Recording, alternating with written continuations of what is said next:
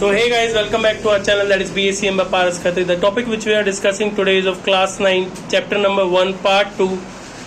इस particular topic के अंदर या इस पर्टिकुलर क्लास के अंदर हम समझेंगे कि किस तरीके से जो मैटर्स हमने लास्ट क्लास में समझे थे। हमने लास्ट क्लास में समझा था कि मैटर क्या होता है, ठीक है, मैटर कितना छोटा होता है, मैटर किससे बना होता है, पार्टिकल से बना होता है। उसकी 3 प्रॉपर्टीज समझी थी कि मैटर जो है वो कॉन्टिन्यूसली मूव करते रहते हैं, उनके बीच में स्पेस होता है, उनके बीच में अट्रैक्शन होता है। वो सब कुछ हमने लास्ट क्लास में कर लिया था। अब जो इस पर्टिकुलर क्लास के अंदर हम करने वाले हैं वो ये समझने वाले हैं कि ये जो मैटर होते हैं वो भी अलग अलग टाइप्स के होते हैं, टाइप्स ऑफ मैटर। तो ये मैटर जनरली 3 टाइप के होते हैं। आपके पास शीट है, उसके अंदर देखो 3 टाइप्स के मैटर आपको दिखाई दे रहे हैं, सॉलिड, लिक्विड, गैस, ठीक है। तो ये जो सॉलिड, लिक्विड, गैस आपको तीनों टाइप के मैटर यहाँ पे दिखाई दे रहे हैं। वो तीनों टाइप के मैटर्स को किस किस तरीके से उनकी प्रॉपर्टीज क्या है, किस तरीके से वो चलते हैं, क्या होता है, ठीक है, वो सब कुछ समझेंगे। बट उससे पहले एक एक्सपेरिमेंट कर लेते हैं, ठीक है, जिस एक्सपेरिमेंट के अंदर हम समझेंगे कि किस तरीके से ये तीनों ही जो मतलब की टाइप्स ऑफ मैटर है वो हम अपने सामने देखेंगे किस तरीके से। ये टेस्ट ट्यूब के अंदर मैंने लिया एसिटिक एसिड, ठीक है, एसिटिक एसिड यानी कि जिसको आसान भाषा में हम क्या बोलते हैं, घर में खाने वाला सिरका या फिर विनेगर जो बोलते हैं, ठीक है। तो ये जो विनेगर या फिर सिरका है इसको साइंस की भाषा में बोलते हैं एसिटिक एसिड, ठीक है। ये एसिटिक एसिड लिया है। ये दूसरी टेस्ट ट्यूब के अंदर मैंने क्या लिया है, मैंने इसके अंदर नींबू का जो है वो सिरप लिया है, यानी कि लाइम सिरप लिया है इसके अंदर मैंने, ठीक है, लाइम सिरप लिया है मैंने इसके अंदर, ठीक है, नींबू का जो है वो सिरप लिया है इसके अंदर। ये दोनों ही क्या है, ये दोनों ही एसिडिक है, ठीक है, ये दोनों ही एसिडिक है। और इनके ऊपर जो बैलून लगे हैं, इन बैलून्स के अंदर क्या है, इन दोनों बैलून्स के अंदर एक के अंदर है बेकिंग सोडा और एक के अंदर है बेकिंग पाउडर, ठीक है। तो बेकिंग जो पाउडर है मतलब कि और जो बेकिंग सोडा है उसमें थोड़ा सा डिफरेंस है। मैक्सिमम लोगों को आपके घर में भी लगता होगा कि बेकिंग सोडा बेकिंग पाउडर एक ही होता है, लेकिन एक नहीं होता। बेकिंग सोडा क्या होता है, बेकिंग सोडा होता है सोडियम बाइकार्बोनेट, ठीक है, जबकि जो बेकिंग पाउडर होता है वो सोडियम हाइड्रोजन कार्बोनेट होता है, ठीक है ना। तो इस तरीके से इनके बीच में डिफरेंस होता है। तो अब समझते हैं कि ये इन पर क्यों लगाए गए हैं। तो आपको एक बेसिक चीज समझाने के लिए लगाए गए हैं कि जब भी एक एसिड और एक बेस मिलेंगे तो हमेशा क्या मिल जाएगा, ये दोनों जो मैंने बताया ना, सोडियम हाइड्रोजन कार्बोनेट और सोडियम बाइकार्बोनेट, ये दोनों ही क्या है, ये दोनों ही बेसिक है, ये दोनों ही बेसिक फॉर्म में, ठीक है। तो जब भी बेसिक और इन टेस्ट ट्यूब के अंदर का जो एसिड है, यानी कि ये जो अम्ल और जो ये मतलब कि आप कह सकते हो क्षारक है, बेसिक को बोलते हैं क्षारक, ठीक है, और एसिड को बोलते हैं अम्ल। तो ये जो अम्ल और क्षारक यानी कि एसिड और बेसिस जब भी मिलेंगे तो क्या होता है, हमेशा न्यूट्रलाइजेशन रिएक्शन होती है और उसमें कोई गैस निकलती है, ठीक है, कोई ना कोई गैस निकलती है। तो वो गैस निकलेगी, ठीक है, और अब हम देखेंगे किस तरीके से वो गैस बन रही है या निकल रही है, नहीं निकल पा रही, क्या हो रहा है, ठीक है। तो उस चीज को समझेंगे।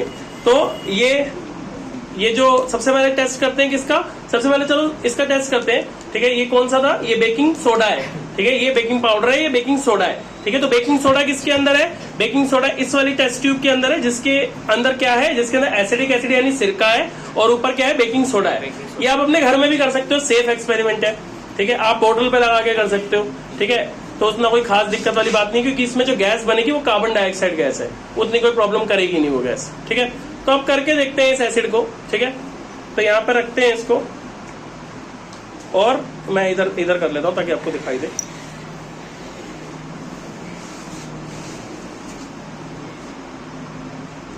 तो ये दिख रहा है, बलून फूलता हुआ दिखाई दे रहा है। तो ये बलून जो फूल रहा है इसके अंदर कौन सी गैस आ रही है, कार्बन डाइऑक्साइड गैस है इसके अंदर, ठीक है। और अब इसमें देखो थोड़ी थोड़ी ऊपर पानी भी आना शुरू हो गया, ठीक है। तो पानी क्यों आना शुरू हो गया है, क्योंकि इसके जो बबल्स बन रहे थे वो ऊपर जा रहे हैं, अब बबल्स नीचे आ गए, ठीक है। तो अब देखो इतनी गैस इसमें इकट्ठी हो गई है।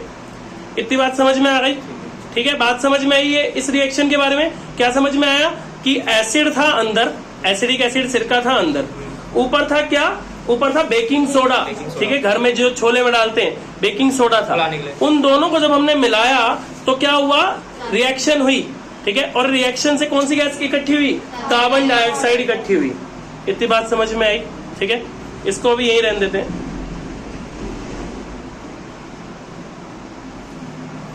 अब दूसरे वाले के साथ ट्राई करते हैं। ये मैंने पहले ट्राई किया हुआ है, लेकिन ये मैं आज पहली बार आपके सामने ट्राई कर रहा हूं। पर ये मैंने क्यों ट्राई कर रहा हूं, अब मैं आपको ये चीज दिखाना चाहता हूं कि नींबू क्या होता है, नींबू भी एक तरीके का एसिड होता है।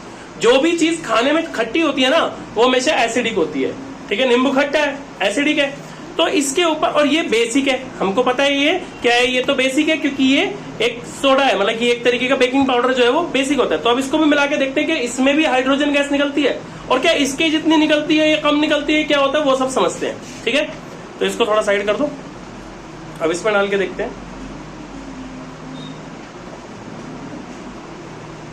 तो मुझे ऑलरेडी थोड़ी थोड़ी गैस तो फील हो रही है ऊपर, ठीक है,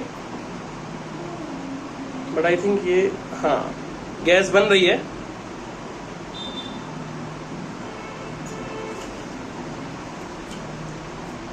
ये देखो गैस बनती दिखाई दे रही है, हाँ। यहाँ पे बुलबुले दिखाई दे रहे हैं, झाग, हाँ। ठीक है, तो गैस बननी शुरू हो गई है।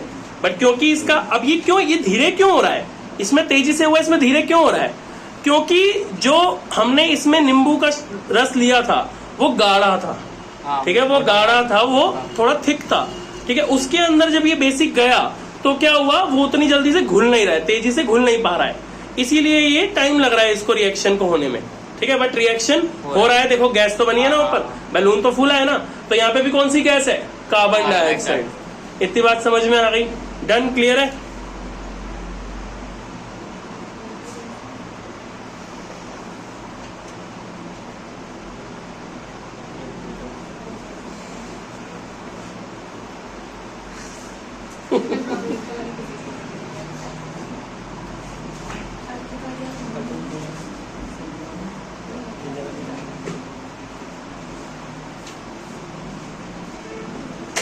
ठीक है, तो इसको भी यहाँ रख देते हैं।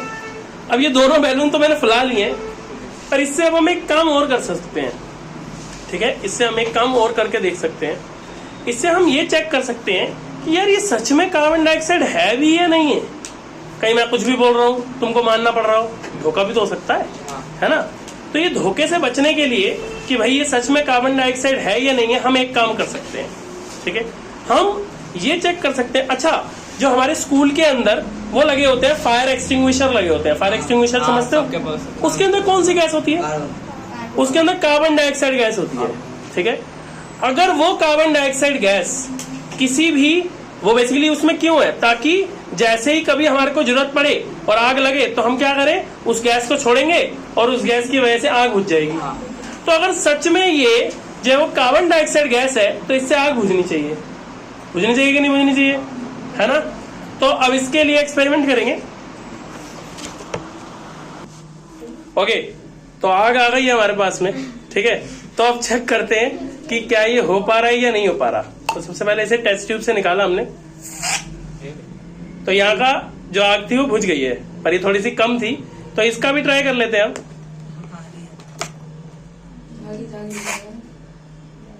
तो बुझ गया है, ठीक है।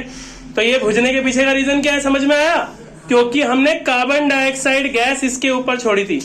तो कार्बन डाइऑक्साइड गैस छोड़ने से आखिर होता क्या है, कार्बन डाइऑक्साइड गैस जब भी किसी आग के ऊपर डाली जाती है तो उसका ऑक्सीजन का सप्लाई कम हो जाता है, और किसी भी चीज को जलने के लिए क्या चाहिए, ऑक्सीजन। तो इसीलिए ये बुझ गया।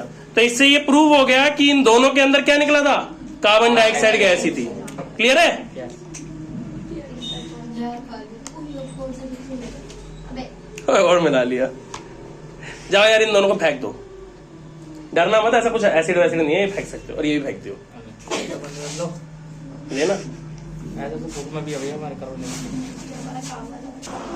ठीक है, तो अब ये एक्सपेरिमेंट तो खत्म हो गया। अब वापसी आते हैं अपने तीनों स्टेट्स के ऊपर। अभी हमने तीनों स्टेट देख ली, ठीक है।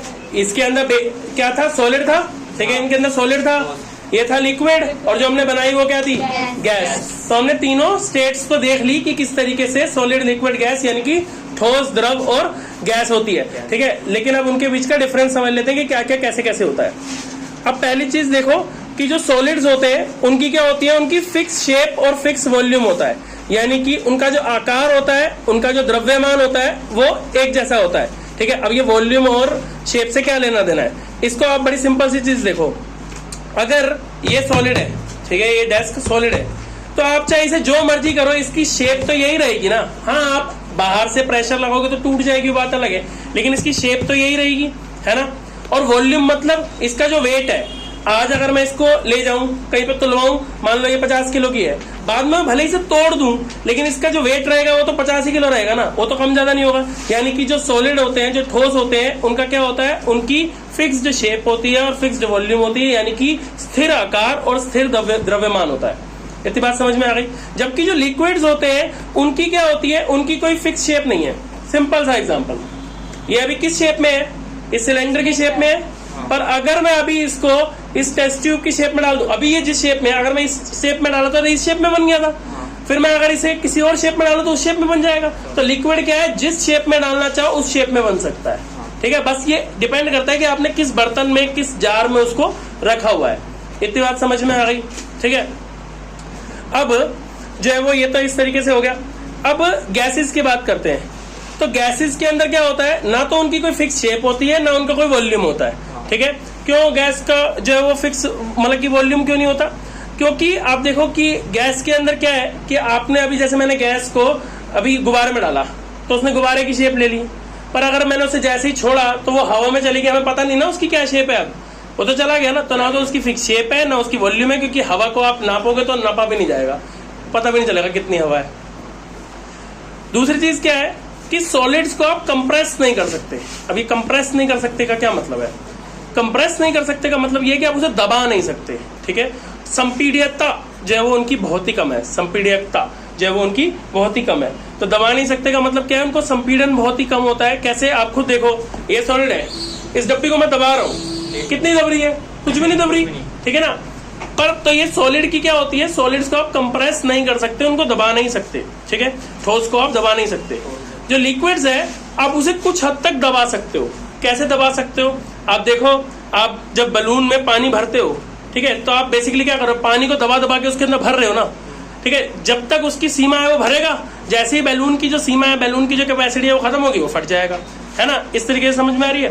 तो इस तरीके से होता है, यानी कि सॉलिड्स को आप कुछ कंप्रेस कर सकते हो, ज्यादा कंप्रेस नहीं होते वो। पर गैसेस को बहुत ज्यादा कंप्रेस किया जा सकता है। कैसे, हमारे घर में गैस का सिलेंडर आता है, ठीक है, अब गैस नाम है गैस का सिलेंडर, पर आपको क्या लगता है उसके अंदर गैस होती है? कभी ना गैस के सिलेंडर को ऐसे हिला के देखना, पानी से होता है, आपको पानी की आवाज आएगी। पानी से तो अब सवाल ये उठता है कि यार बोल तो गैस रहे हैं, तो हमको चूना लगा रहे हैं क्या, पानी क्यों दे रहे हैं गैस के नाम पे? तो एक्चुअली क्या है वो समझो कि गैसियस स्टेट को, जो गैस होती है, उसको हम बहुत ज्यादा दबा सकते हैं, और जब किसी भी गैस को बहुत ज्यादा दबाया जाता है तो वो बदल करके क्या बन जाती है, लिक्विड। ठीक है, वो लिक्विड यानी द्रव बन जाती है। इसीलिए जो घर के अंदर सिलेंडर के अंदर जो गैस होती है वो पानी की शेप में, लिक्विड की फॉर्म में हमें समझ में आती है, लेकिन होती वो क्या है, असल में गैस ही होती है। बट क्योंकि उसको हमने बहुत ज्यादा संपीड़न किया है, बहुत ज्यादा कंप्रेस किया है, इसी वजह से वो क्या लग रही है, वो पानी जैसी लग रही है। इतनी बात समझ में आई। दूसरी इंपॉर्टेंट चीज, अब देखो जो सॉलिड्स होते हैं ना, मतलब चलो ये बाद में बात करते हैं, अगले वाले में बात करते हैं। तो लेकिन ये पॉइंट इसमें है नहीं, चलो यहीं पे समझ लो। तो जो गैसेस होती है ना, वो अपने जिस भी चीज के अंदर से भरा जाता है उस पर बहुत ज्यादा प्रेशर लगाती है। गैसेस को जिस भी चीज में भरा जाता है उस पर बहुत ज्यादा प्रेशर लगाती है। तो अब सवाल ये उठता है, यार ये जो गैस के सिलेंडर होते हैं ये गोल ही क्यों होते हैं? ये चपटे भी तो हो सकते रहे, सोच के देखो। ये ऐसे भी तो हो सकते रहे कि भाई ऐसे नॉर्मल, जैसे आप कह सकते हो ऐसे इस आकार के, ईट के आकार के, रेक्टेंगल के आकार में, स्क्वायर के आकार के भी तो हो सकते थे। इस सिलेंड्रिकली क्यों है, मतलब ऐसे ही क्यों है? ठीक है, सोचने वाली बात है कि नहीं भाई? आज तक मैंने कोई सिलेंडर नहीं देखा जो कि ऐसा हो, है ना। तो ऐसा क्यों होता है? ऐसा होने के पीछे का बड़ा सिंपल सा लॉजिक है। गैस क्या करती है, गैस जिस भी, अभी मैंने बोला गैस की कंप्रेसिबिलिटी बहुत ज्यादा होती है और उसे बहुत ठूस ठूस के भरा जाता है। तो जब उसे ठूस ठूस के भरा जाएगा तो क्या होगा, किसी भी चीज को अगर ठूस ठूस के भरेंगे तो वो अंदर की दीवार पे क्या करेगा, प्रेशर लगाएगा, उसको तोड़ने की कोशिश करेगा। अब कोई भी चीज टूटती कब है, ऐसे सोचो। अब मैं आपको एक वो उदाहरण देता हूँ, मैं इसको तोड़ने की कोशिश करूँ, इस टेबल को तोड़ने की कोशिश करूँ, आपके हिसाब से ये टेबल सबसे पहले कहाँ से टूटेगी? दिमाग लगाओ, सबसे पहले कहाँ से टूटेगी? है? उसने सही जवाब दिया, बच्ची के लिए तालियां होनी चाहिए। ठीक है, उसने जवाब दिया किनारों से। ठीक है। सबसे पहले कोई भी चीज टूटती है ना तो किनारों से ही टूटती है, जहां पर जॉइंट होता है। इसको तोड़ने का सबसे बढ़िया तरीका क्या है कि मैं इस जोड़ से इसको तोड़ूं, ठीक है। इसको लात मारूंगा, टेढ़ा हो जाए, टूट जाएगा। जोड़ से ही सबसे पहली चीज टूटती है, ठीक है ना। अब मैं ऐसे समझ लो कि अगर आपकी शर्ट, आपकी मतलब की कमीज, कुछ भी चीज है, वो सबसे पहले उधड़ती है तो कहाँ से फटती है? जहां से सिलाई होती है, मतलब जहां से बांधा जाता है, जहां से जोड़ा जाता है, हमेशा वहीं से लीक होता है ना, वहीं से टूटती है ना। तो इसीलिए सिलेंडर को बनाया जाता है गोलाकार, ताकि कोई किनारा ही ना हो। बात समझ में आई? सिलेंडर में कोई किनारा नहीं है ना, सब सेम है, तो कोई किनारा ना हो, इसीलिए सिलेंडर गोल होते हैं। समझ में आया? क्लियर है? अगली चीज, सॉलिड्स की क्या होती है? सॉलिड्स की डेंसिटी हाई होती है, ठीक है। सॉलिड्स की डेंसिटी हाई होती है। अभी मैं समझाने के लिए समझा देता हूँ डेंसिटी, लेकिन मेरे को याद कराना, नेक्स्ट क्लास में तुम्हें डेंसिटी क्या होता है इसका एग्जांपल दूंगा, एक्सपेरिमेंट करा के दिखाऊंगा तुम्हें, ठीक है, कि डेंसिटी क्या होता है, याद कराना मुझे, ठीक है। तो डेंसिटी वैसे आसान भाषा में बता देता हूँ कि सॉलिड्स की डेंसिटी हाई होता है, मतलब कि उनका घनत्व ज्यादा होता है, मतलब वो ज्यादा तैर जा सकती है, मतलब आसान भाषा में वो ज्यादा तैर सकती है, ठीक है। मतलब कि कोई भी चीज जो जिसका मतलब कि जो कोई भी चीज जिसका घनत्व यानी कि डेंसिटी ज्यादा होगी ना, वो क्या करेगी? वो डूबेगी, ठीक है। और जिसका कम होगा वो ऊपर रहेगी, वो लाइट रहेगी, ठीक है। तो लिक्विड्स की मॉडरेट होती है, कम कम होती है, और गैसेस की बहुत ही कम डेंसिटी होती है, ठीक है। ऐसे याद कर लो अभी फिलहाल के लिए, समझाने के लिए नेक्स्ट क्लास में एकदम बढ़िया से समझाऊंगा, जिंदगी भर याद रहेगा डेंसिटी, ठीक है। नेक्स्ट है, सॉलिड अपने कंटेनर को कभी भी फुल नहीं भरता। इसका सिंपल सा एग्जांपल क्या है? इसका सिंपल सा एग्जांपल ये है कि अगर अभी इस टेस्ट ट्यूब में मैं बाहर से आपको बोलूं कि जाके थोड़े कंकड़ ले आओ, छोटे छोटे कंकड़ ले आओ और इसको भर दो, तो आपको क्या लगता है कि पूरी तरह भर जाएगा? नहीं भरेगा। उसके अंदर तब भी थोड़ी जगह होगी, तब भी थोड़ी जगह होगी, जितना मर्जी ठूस ठूस के कंकड़ भर देना, लेकिन तब भी उसके अंदर थोड़ी जगह रहेगी। क्यों? क्योंकि सॉलिड कभी भी अपने कंटेनर को, अपने जिसमें उसको भरा गया उसको पूरी तरह नहीं भर सकता, ठीक है। लिक्विड पूरी तरह भर सकता है। अब मैं पानी डालूंगा तो भर जाएगा, लेकिन वो भी पूरी तरह क्यों नहीं बोल रहा मैं? क्योंकि उसके अंदर भी जो पानी के बबल होते हैं ना, जब आप उसको दबाओगे तो वो बबल भी निकल जाएंगे, तो वो मतलब कि उसमें भी जगह रहती है। पर गैस अपने कंटेनर को पूरी तरह भर सकता है। क्यों भर सकता है भाई? जिसको ठूस ठूस के भरा जाएगा वही तो भरेगा ना। और किसको ठूस के भर सकते हैं हम? गैस को। कैसे भर सकते हैं? कभी सीएनजी भरते देखा है किसी को? Gas, CNG gas. Petrol pump पे जाना, जहाँ पे सीएनजी मिलती हो, वहाँ पे खड़े होकर देखना, भाई सीएनजी भर के दिखाओ कैसे भरते हो, ठीक है। कोई भी गाड़ी आती ही रहती है वहाँ पे, सीएनजी देखना कैसे भर रही है। तो वो एक प्रेशर पाइप लगाता है, ठीक है, उसको ऑन करता है, और वो बहुत तेजी से, ऐसा आपको पाइप हिलता हुआ दिखाई देगा, ऐसे हिलता हुआ दिखाई देगा, इतनी तेजी से प्रेशर से आकर के गैस उसके अंदर आएगी, और वो सिलेंडर को ठूसती जाएगी, ठूसती जाएगी, ठूसती जाएगी, तब तक ठूसती जाएगी जब तक बिल्कुल सिलेंडर ऊपर तक नहीं भर जाएगा। भर गया। आपको यही नहीं पता, सीएनजी अलग होती है। सीएनजी का मतलब कंप्रेस्ड नेचुरल गैस, गैस अलग है, पेट्रोल अलग है। हाँ जी, जैसे कि मैंने वन एट अ टाइम, मैं सेलेक्ट साइकिल वाले पे गया था ना, तो वो उधर पे ना लोग सिलेंडर भरवा रहे थे ना, तो वो भी देखा है कि उधर से, हाँ, वैसे होकर, तो इस तरीके से ही होता है। ओके, नेक्स्ट क्या है? नेक्स्ट है solid do not flow. Solid flow होता है क्या? अभी ये पड़ा है यहाँ पे, बह रहा है क्या? बड़े बड़े नहीं बह रहा ना, तो सॉलिड कभी भी फ्लो नहीं होते, कभी भी बहते नहीं है। पर लिक्विड क्या करता है? बहता है, ठीक है, इजीली फ्लो करता है। और गैसेस भी इजीली फ्लो करती हैं। अभी जैसे ही मैंने इसमें से हवा छोड़ी थी, बैलून से फटाफट हवा निकल गई थी ना, है ना, क्यों? गैसेस इजीली फ्लो करती हैं। समझ में आ गया? तो ये था आपका सॉलिड, लिक्विड, गैस, ठीक है। So that's all about this topic. So if you have any doubt, you can always ask us in the comment section. Thank you so much.